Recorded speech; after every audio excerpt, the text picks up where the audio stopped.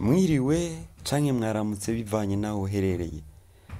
Yes, ndishimye kubona uno munsi ngarutse kugira ndakunyuzeho amakuru ariko aravugwangwa muri kino gihe ku mugwi Konde Gang. Yes, ni kwa Harmonize, umuririmbyi ubizi neza yuko adafise kazoza keza mu rukundo, afise kanshi ama deception. Harmonize rero abicishije ku rubuga rw'iyo rwa Instagram, yashimangiye yuko ari mu bihe bitoroshe, ari mu bihe vy'umubabaro, ari mu bihe bigoye kwa upande wake. Kubera iki? Ubizi neza yuko aherutse guhebana n'umukunzi wiwe. Harmonize rero yamenyesheje neza yuko muri kino gihe ibihe arimwo ni ibihe bituma akora indirimbo cyane.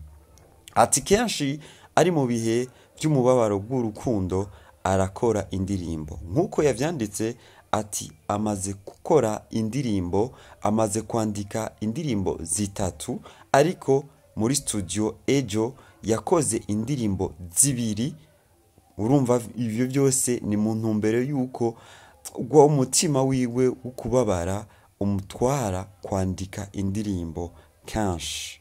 Ni inkuru uvyumva neza yuko ibabaje umutima, ariko ni inkuru kandi twovuga yuko ari inkuru imeze neza ku basanzwe bakurikirana uno muririmbyi, kuko amaze kwandika indirimbo zibiri, zitatu, zine, zitanu, zitandatu, ku munsi umwe agakora indirimbo zibiri, uravyumva neza yuko kuba abakunzi biwe baba baronse indirimbo nshasha.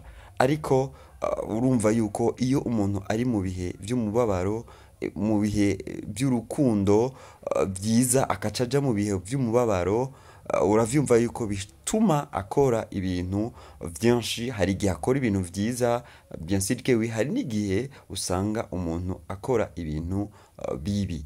Harmonize tusanzwe tubizi twese yuko afise kahise katameze neza mu rukundo.